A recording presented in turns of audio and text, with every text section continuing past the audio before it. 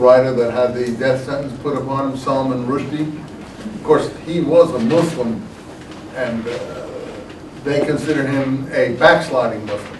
And as I told you at one point, there's no leaving Islam. The punishment for abandoning Islam is death. In theory, that doesn't mean they always do it. There are a lot of good Muslims, gentle Muslims, Muslims who want to just, be hospitable sort of people. But in the extreme case, this is the law. Every Muslim knows this, which is why very few people leave Islam. If they do, they go and hide someplace. Because it doesn't mean every Muslim is going to be after them. But what it does mean, if there's an extremist someplace, he can be after them. And he can say, like, they've given us the choice, according to the extreme Muslim ideologists, often say, well, we've offered you the choice of converting to Islam. You refused it, therefore we can out and bomb you. If we can make 10 million casualties. It's in their websites. We can do 10 million casualties because we offered you, first gave you the choice.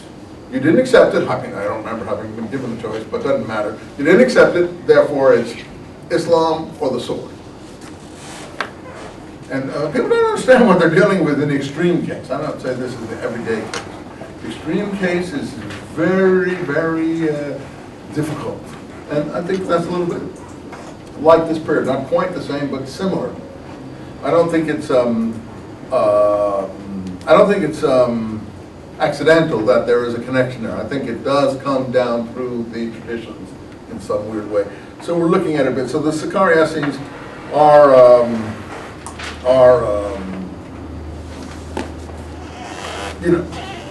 the extremist groups. Now, here we get that Caesar bestowed Roman citizenship on Antipater, and he made him a good lesson for all who, that gave him all the marks of friendship. And he also, for his sake, reconfirmed Hyrcanus in the high priesthood. But the next section talks about Antigonus. Antigonus is Aristobulus' second son.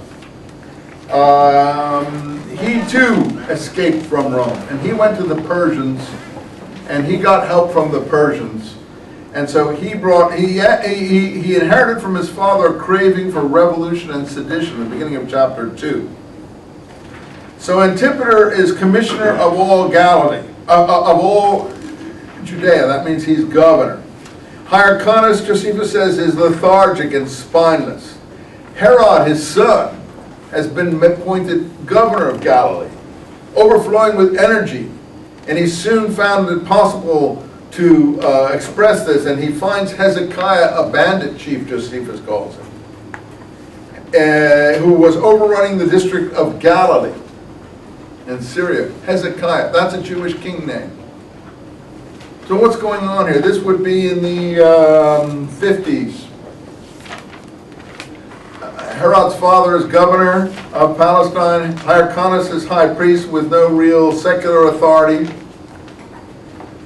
And it says here, the management of affairs had gone to Herod and his father, while Hyrcanus sat helpless, retaining only the name of king without any authority. And Herod put all these people to death that he captured in Galilee, in defiance of Jewish law. Even Josephus says it. They should have had a proper trial.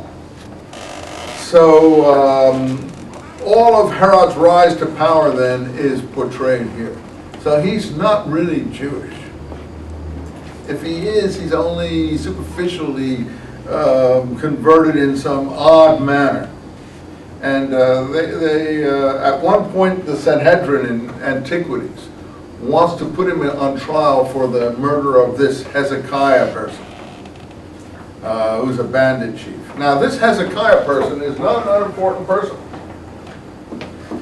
Hezekiah, one of the last Jewish kings before the Babylonian captivity. It turns out that he's the father of someone mentioned in the New Testament called Judas the Galilean. this is a royal line. And later on, the Antiquities mentions the sons of Judas the Galilean. In our language, James and Simon.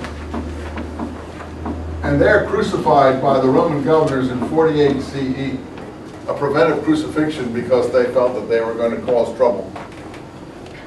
Judas the Galilean in 4 BC to 7 AD, the time of the birth of Christ in the New Testament, is portrayed as the founder of the fourth philosophy, which becomes what we ultimately call the Zealot movement. Now, I think the Zealot movement has been around ever since Judas Maccabee, but it becomes an actual movement as such at the time of the death of Herod in 4 BC. So the reason I bring it up now is that this Judas the Galilean, and Jesus, as you know, is a Galilean too, comes from Galilee. Galilee is the hotbed of revolutionary activity in this whole period for 100 years. This Judas the Galilean is the founder of this movement, and this Hezekiah is not just a bandit. Now, Herod Josephus' source, or Josephus, likes to call these people thugs and bandits the way, for instance, China's communist propaganda back in the 50s, 60s, and 70s used to speak about the capitalist warmongers, bandits. We don't need foreign powers now to call us that. We have our own people here calling us that all of the time. The running dogs of capitalism and so on and so forth. It was normal in propaganda circles to refer to people like that, even in our own time. I don't think you have to read through Josephus and see that Hezekiah is not a bandit, he's a resistor. He's a resistance fighter with probably kingly pretensions.